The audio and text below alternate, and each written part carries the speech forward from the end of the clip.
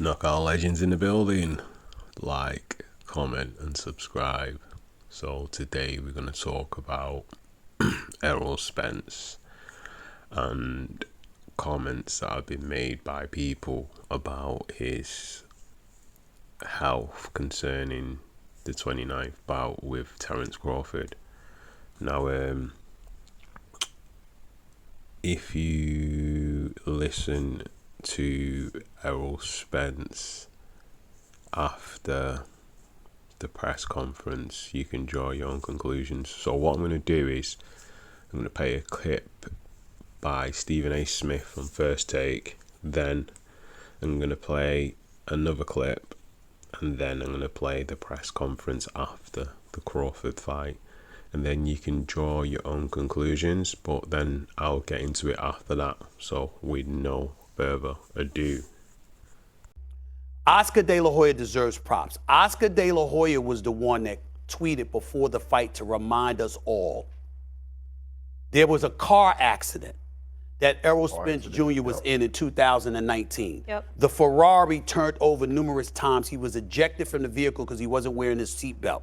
And they tried to say there was no facial fractures or anything like that. But his jaw and his teeth had major, major damage, okay? Oscar De La Hoya pointed out nobody has tested that. Nobody has been in a position to test that. But we know Crawford can. What's going to happen when Crawford hits him in that jaw? Remember, not only did he get into that accident in 2019, which I continuously lamented may be a problem, 3 months later, he revealed he was also rear-ended. A couple of years later, a 14-year-old stole his mama's vehicle, drove in a car, ran a red light, and he was in an accident because of that. That's 3 car accidents with all of this facial damage, okay? You got that. You have him having to leave the game for a year because he had a detached retina in his left eye as he was preparing to fight Manny Pacquiao. You have that going on, okay? And of course, because of the car accident, the leg injury. When you consider the multitude of injuries outside of the ring that he had, combined with what he experienced Saturday night, I got Teddy Atlas on the phone telling me there should be a commission that doesn't even allow Errol Spence Jr. to fight for at least the next year because of the beating he took. It was that severe. This Teddy Atlas has been used to train Mike Tyson. This Teddy Atlas is an analyst, boxing analyst extraordinaire for us, who's been covering the sport for over 50 years. Yeah. This man is saying he doesn't even need to fight for another year at the very least because of the beating he took. And Errol Spence Jr. is talking about moving up to 154, which Terence Crawford will invite, to go against him in December. After that, I consider that, Swagoo, tantamount to Tua Tagovailoa being on the field concussed against Buffalo, but him still being left in the game, and then coming back on a Thursday night December? to play against Cincinnati, and obviously they had to carry him out in an ambulance. He shouldn't have been on that field for that Thursday night game. This, to me, is tantamount to that. December is too soon. Yeah, 5 months. Listen, I understand it was Terence Crawford, and I get it, because he is spectacular. He's the best in the world right now. But the beating was so severe. It was bad, Molly. It was bad. You had people ringside like, stop this fight. It was bad. Yo, Go ahead, Swagger. Man, listen. So, y'all know I live in the Dallas area. Yes. And Errol Spence is a hero. Yes, he in this is. community. I love him. The things that he's done. This whole state, let alone city, was with Errol Spence through and through. Now, I thought Crawford would win the fight as well, but let me say this, Stephen A., because somebody asked me on Twitter after the fight when he said, hell yeah, he won a rematch when he was being interviewed. And I was thinking to myself, I know this is right after a fight where you've took a major beating, but Stephen A., I did not like the way he was sounding. Right. I did not like the slurred words. I did not like the way he was. Like, it just bothered me beyond boxing. And to your point, man, I didn't even know that about the multiple accidents. I knew about the big one that took place because the whole city was shaking up. But when you looked at that fight, right, and he was so outmatched to say that these were the two guys that everybody was waiting on. But to your point, man, I think it's about Errol's long-term health, which may already be affected. And more importantly, he's not on Crawford level, bro. Don't even fight. Don't hold on, Swaggle. He don't need to go near Crawford. He don't need to go near Crawford. Stay away from him. Well, I thank everybody for being here. You know, this has been a long training camp, been frustrating, you know, just me. Everybody know I'm like a low-key guy, so I don't really, you know, talk to a lot of media. Or if I don't have my fight come up, you're not going to see me. Or you might just see me at a fight or things like that. But, you know, I'm not on the scene like that. And, you know, it was kind of hard for me because it's something new, trying to sell these pay-per-view buys because, you know, you got to be more outspoken. You got to, you know, you got a lot of press obligations. You got to go out of town and things like that. You know, that was kind of frustrating, especially in the last week of training camp when you're trying to make weight and they got you, you know, keep coming to the stadium, doing this, doing that. You know, it just got frustrating. So even at the press conference, I lashed out a lot. And then a lot of people, you know, a lot of so-called experts would write me off saying, you know, Mikey's a smarter boxer, you know, or I can't box, I can't do this, I can't do that. So, you know, tonight I just wanted to show that, you know, I do have, you know, boxing ability. I can box. I can use my jab. You know, I do have high boxing IQ. You know, it's not, you know, it's a reason why, you know, I was an Olympian and had over 30 international competition and had success on the international level as an amateur. So I just wanted to prove that tonight. And, you know, I think I did that.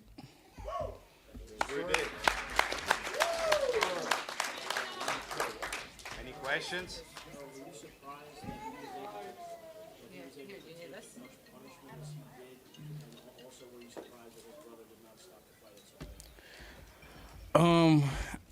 I did hear that they was planning on stopping the fight. His brother was, but you know, Mikey wanted to keep going. You know, Mikey has a lot of heart. You know, I think he prided himself on being, you know, a tough, you know, Mexican fighter. You know, they're born and bred just for, you know, big hearts. So you know, he didn't want to stop it. And I was kind of surprised he was taking the shots, but then again, you know, he's a veteran. You know, he didn't spar, you know, since a little kid with, you know, top guys. You know, Evan Valero and, you know, other guys. So I knew that, you know, he has good composure, has good fundamentals, and have good ability. So his defense was on point. So a lot of shots, you know, he started picking off. And I think, you know, in the later rounds, he kind of went in, you know, survival mode and kept just doing enough just to, you know, stand the fight a little bit. How I look at the win? What you talking about? How big? How I look at the win? It's fat. Well, how I look at the win? Grab that. How I look at the win? Yeah. I guarantee I'm crush you. Grab that. All right, let me grab that. Don't try to go to the body. Don't try to talk from the side, bro. Don't try that little. Don't try from the side, bro. You got nothing to do with this. Hey, Cat, yeah, you ain't doing this, man. Let them talk. Let them talk. Hey, no sidebar. No sidebar. No sidebar. No sidebar. Let them talk. Ain't nobody talk from the side. Why you gotta talk? Ain't nobody talk from the side. Why you gotta talk? Talk to me. It don't matter. Talk to him. Tell your nigga to be quiet. Talk to me. Tell your nigga to be quiet. Talk to me. Tell your nigga to be Talk quiet. to me. Tell your nigga to be All right, quiet. now you talking to me. Tell your nigga to be Back quiet. to what we was talking about. Whatever. Try that body It shot don't matter. shit. I'm gonna stop you. Easy. I'm gonna stop you. Easy. That shit gonna be easy work. I promise you. It don't matter. I'm gonna knock you out, bro. You been hurt. That's fact. You got hurt by getting bull. You got hurt by getting bull. Yeah. You got hurt by a Campbell. You got hurt by a Campbell. When have I got hurt by a Campbell? And you got hurt by a Campbell. Pull that up. And you got hurt by Campbell. When? We see. The better man won tonight. Not here to make any excuses. Definitely did his thing. Just, you know, my time was off and I couldn't capitalize on a couple of things. And, you know, his time was a lot better than mine tonight. Turn it over to the media for questions for Errol Spence Jr. Raise your hand and wait until you get the microphone. Ray back here. Hey, Errol. Andreas F. from the Sporting News. Errol, how was the weight cut for this fight? And I wanted to follow that with a second question. If the rematch had to be at 47, I know you said you didn't want to be there again. Are you willing to do this rematch back at welterweight? It's something I got to talk to my management about, but hopefully it's at 154. And I hope build up to it and leading up to it too. So it's something that, you know, I wouldn't change for nothing. And I'm definitely open to the rematch, and hopefully it'll be at 154 pounds. Hey, thanks a lot, guys. More. So in the first clip there, you can see that Stephen A. Smith is just talking about the fight, and then basically he is giving his opinion on Errol Spence and how he sounds after the Terence Crawford beating, basically. He does sound very slow, very lethargic. He is slurring his words. He sounds like basically someone that's had a bit too much to drink. I don't want to use the derogatory term because it's not a good term to use, and basically he has some kind of concussion, or how can I put it, impact trauma to his brain. Because if you look at the first clip in the Mikey Garcia press conference and you listen to how he sounds clear, eloquent, concise in what he's saying. His words make sense. He's not how can I put it, he's not pausing on words, he's just saying words fluidly, and it sounds coherent and it sounds clear. But then you listen to the next clip where he gets into it with Terence Crawford. Again, he sounds very clear, concise. Obviously, these clips are like probably a few years apart. I think the Mikey Garcia clip is 4 years ago. I'm not sure when that one is, but that's maybe around that time, or maybe even 5 years ago. But no, I think it may be a bit sooner actually, that clip, but I'm not sure anyway. But anyway, he still sounds clear. But then if you listen to the last clip and you listen to how he sounds after the fight, he doesn't sound, don't get me wrong, he did sound a bit slow and, how can I put it, laid back, because the Texas drawl is sort of laid back when people are relaxed and they're chilled and when they're talking and they're in a comfort zone. But it sounds a lot more laid back, to the point where it's like when you've had a late night out and you've had a few drinks and you're more laid back than normal. So that's the impression I get, and I kind of agree with Stephen A. Smith, because he didn't sound as, how can I put it, relaxed in his speech patterns before the fight as this. Don't get me wrong, he's got the Texas drawl and he is chilled, but you can see the difference. You can see the difference. And if he wasn't already experiencing those kind of symptoms already, then I think this fight, especially from round 7 going up to round 9, that impact that he sustained in those 2 rounds, and obviously getting dropped throughout the fight, because I think it was 3 times he got dropped, and then it was the 7th and the 9th he got dropped. I don't know. Some people need to be protected from themselves. I get it. You wanted to go out on your shield. I get that. But maybe being a little bit more humble and not being so braggadocious and maybe so arrogant.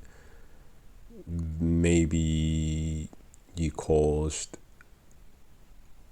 this on yourself, and it sounds bad saying that because nobody asks for anything in life, but you get what you ask for, in the sense that I think it's to do with karma. I believe in things like that, and obviously what you put out is what you get back. But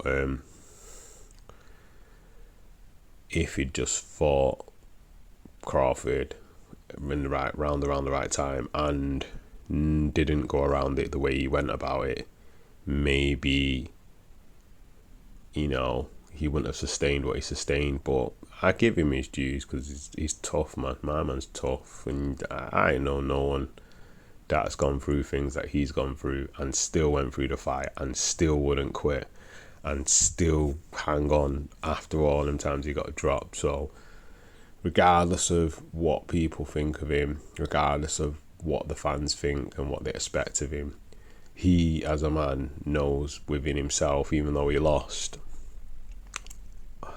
he gave the best he could give. 100% definitely. And I didn't even know about the other things that he'd been through. He'd been through 3 car crashes, the retina surgery, flipping heck, he's been through quite a lot. And then obviously he had the tough fights with Porter, Kell Brook, you know, so you got to give him his dues. Hats off to him. Even if he does retire, he can retire knowing that he did everything in the sport of boxing. Yeah, we didn't become undisputed, but he's unified, three-time world champion, unified. You held 3 belts in the division, 28 wins, 22 knockouts, 1 loss, and he arguably lost against probably the best pound-for-pound fighter on the planet. So there's no shame in that. It just shows you how actually good he was and how good Terence is. And people keep saying, yeah, he got made to look easy, he got made to look like it was nothing. But like Terence said, it may look easy, but you train to get to where you need to get for that day, and then you implement what you implement. And it may look easy on the day, but styles make fights. So if the styles make the fight, then it's down to basically the styles of the fighters. If you can change your style and implement something different, then maybe that will work. If you can't, then and you're stuck, then you have less of an advantage. But in one of the other videos, I think it's the last video I made, I talk about adjustments. Check that video out anyway, it's on the channel, Knockout Legends channel. But anyway, having more tools in the toolbox help you do more things. And like Teddy Atlas has said as well, he's probably the most natural fighter you can ever see in the sport of boxing. The only other person I can compare him to is Floyd, because Floyd just knows how to fight any fighter he faces and what to do. And even from a defensive standpoint, a lot of people forget about when Floyd was Pretty Boy Floyd. He used to beat people up, and yeah, granted he was in the lower weight categories, but he went through, I think it was maybe 6 divisions. So, you know, eventually once you get to a certain age, you're going to change your fighting style. Exactly.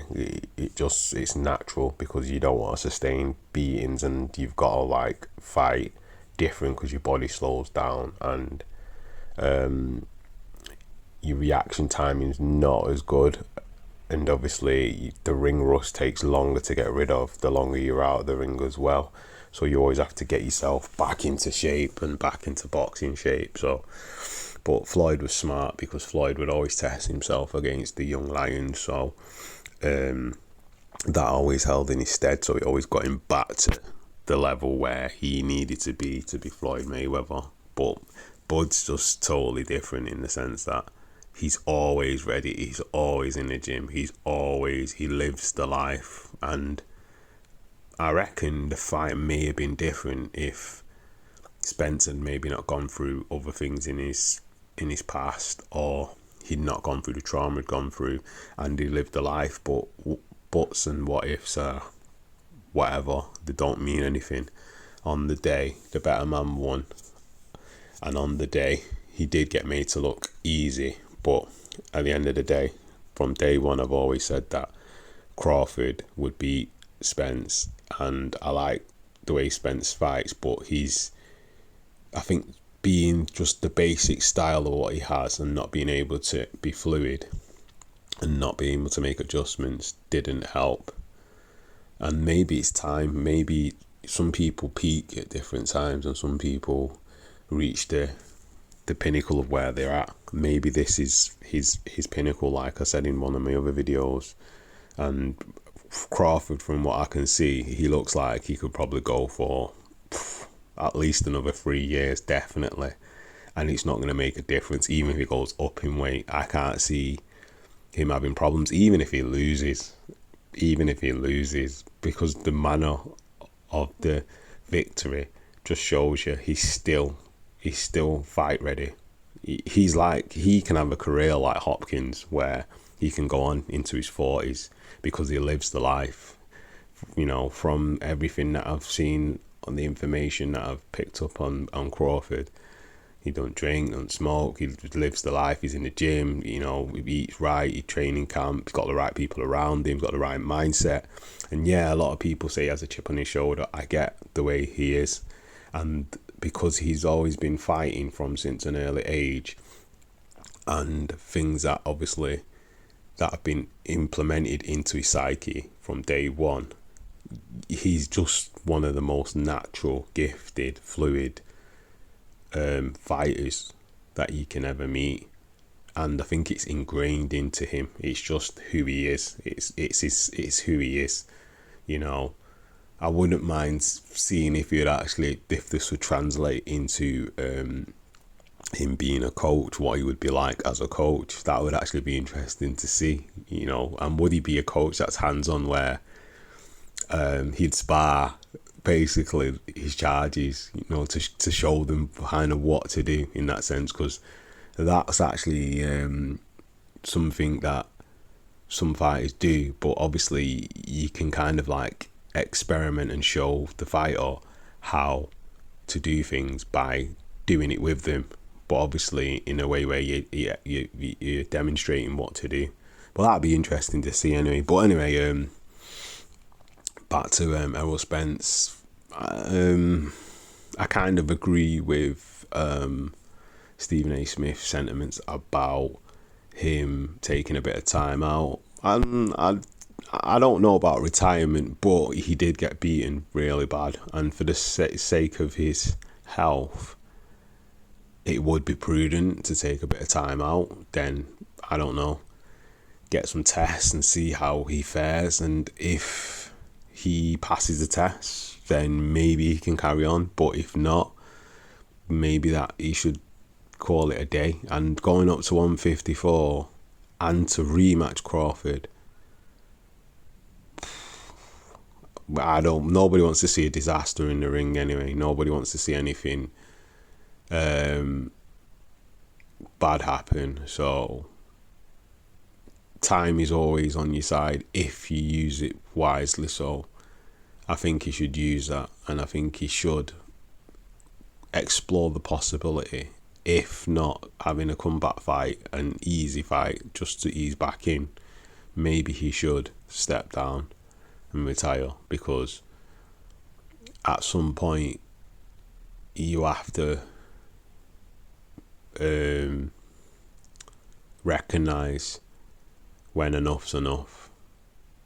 But anyway, what are your thoughts on this situation, and do you think that Errol Spence should retire?